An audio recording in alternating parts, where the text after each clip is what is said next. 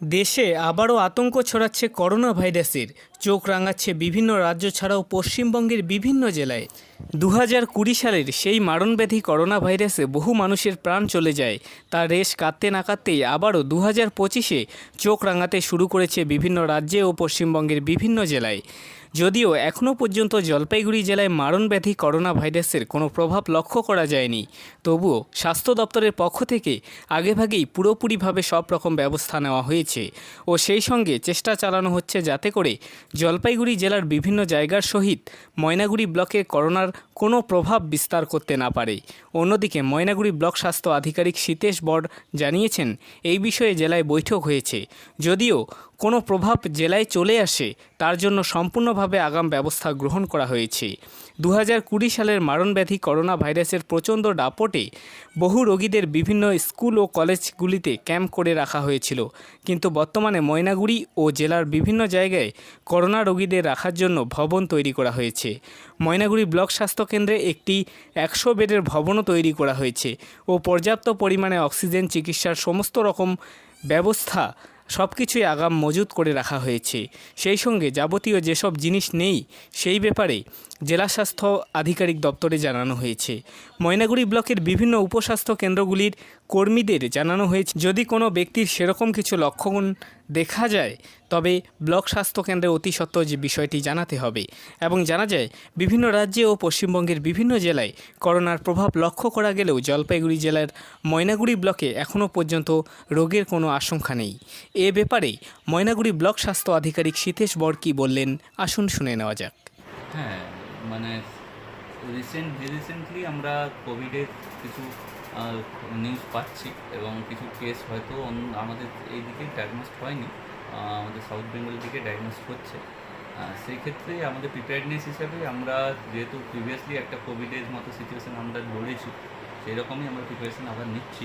সেই প্রিপেয়ারনেস হিসাবে আমরা কিছু বেড আমরা আইসোলেশন হিসাবে কোভিড অবজারভেশন ওয়ার্ড হিসাবে সেপারেট করছি, মেল ফিমেল আলাদা করে।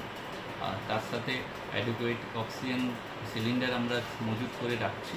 আর অক্সিজেন কনসেন্ট্রেটেড যেগুলো আমাদের আছে, যেগুলো সবগুলো আমরা অলরেডি রিপেয়ার এবং ফাংশনাল করে নিয়েছি।